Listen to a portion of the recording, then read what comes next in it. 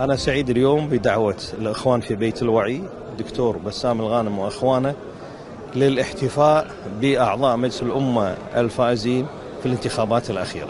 الأحبة والإخوان، ونشكرهم على هذا التجمع الذي يحوي نخبة من أصحاب الرأي، وكذلك نخبة ومجموعة من أعضاء مجلس الأمة.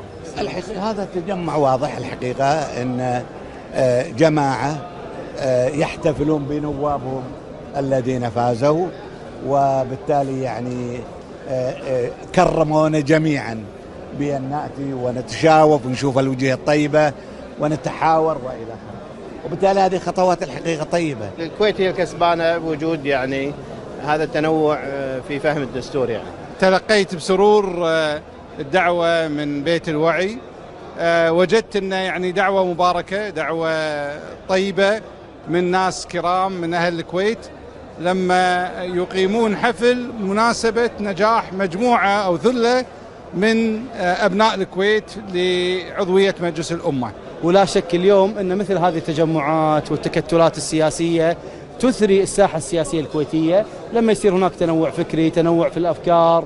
أنا أشكر الحقيقة بيت الوعي على دعوتهم الكريمة، وهم دائما الحقيقة سباقين في تجميع يعني أبناء الكويت، أبناء الوطن، في يعني في ملتقى ثقافي، في ملتقى اجتماعي، وهذا شيء يعني خصلة جيدة في حتى أبناء الوطن الكويتي الحقيقة. اليوم دعونا الجماعة وفي تنظيم جدا جميل بحضور رجال السياسة، واعتبر هذه مبادرة طيبة من بيت الوعي. وهذا النوع من العمل المجتمعي يعني أنا باعتقادي أنه يجب علينا تشجيعه. كانت الكويت رائدة في هالمسائل، ويمكن يد فترة شوية خفت وتيرة العمل المجتمعي والتواصل الاجتماعي. جزاهم الله خير بيت الوعي الكويتي، الحقيقة لهم جهد مشكور، جهد توعوي ونشاط شبابي ونشاط انتخابي، ولهم دور كبير الحقيقة. بيت الوعي الكويتي يضم كل شرائح المجتمع الكويتي، من برلمانيين ومن أكاديميين ومن شخصيات عامة ومن كل الفئات الحقيقة.